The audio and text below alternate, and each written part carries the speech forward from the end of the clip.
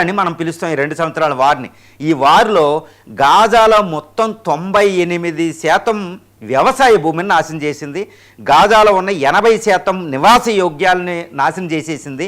మొత్తం విద్యాలయాలు, వైద్యాలయాలు మొత్తాన్ని నాశనం చేసింది. అక్కడ అసలు హ్యూమన్ నివసించడానికి కూడా లేకుండా చేసింది. దాన్ని జినోసైడ్ అని పిలుస్తారు బయట, ద సో కాల్డ్ జినోసైడ్.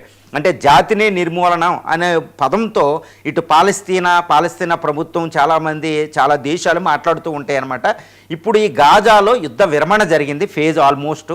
కాబట్టి ఈ గాజాలో రీకన్స్ట్రక్షన్ అండ్ రీడెవలప్మెంట్ అంటే పీస్ని ఎస్టాబ్లిష్ చేసి, శాంతి స్థాపన చేసి, అక్కడ ఒక ప్రభుత్వ యంత్రాంగ వ్యవస్థను ఎస్టాబ్లిష్ చేసి, అక్కడ రీకన్స్ట్రక్షన్ అంటే యుద్ధం వల్ల నష్టపోయింది అన్నిటినీ పునర్నిర్మాణం చేయడం, ఈ లక్ష్యాలతో అక్కడ ఒక పీస్ బోర్డ్ అని పెట్టారు. ఇది గాజాల పాలస్తీనా ప్రభుత్వానికి శక్తికి మించింది కాబట్టి అది కూడా ఇజ్రాయెల్ అందరినీ భాగస్వామ్యం చేస్తూ ప్రపంచంలో అన్ని దేశాలని ఎక్కువ దేశాలను అక్కడ ఇన్వాల్వ్ చేసి పెడతారు.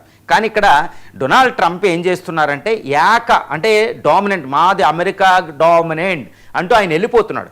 ఈ గాజా పీస్ బోర్డుకి United nations security council resolution 2803 ప్రకారం పెట్టాలి, కానీ యుఎన్ఓ ఆధ్వర్యంలో ఉండాలి.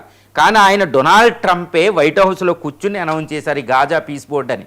నేనే దానికి చైర్మన్, మిగిలిన కంట్రీలు ఇందులో ఉండండి, దీనికి చైర్మన్ నేనే ఫండ్స్ ఖర్చు పెడతా, ఎవరని మెంబర్షిప్ కావాల్సిన బయటకు పోవాల్సిన అది నాది సర్వాధికారం అంటూ ఆయన గాజా పీస్ బోర్డు పెట్టారు. ఇందులో రష్యా, చైనాలకు భాగస్వామ్యం లేదు, ఇరాన్కి భాగస్వామ్యం లేదు. ఏదో పాకిస్తాను, గుర్తుపెట్టుకోవాలి, పాకిస్తాను, టర్కీ లాంటి ఫెయిల్డ్ స్టేట్స్ని అక్కడ ఆహ్వానించారు. ఒకవేళ టర్కీ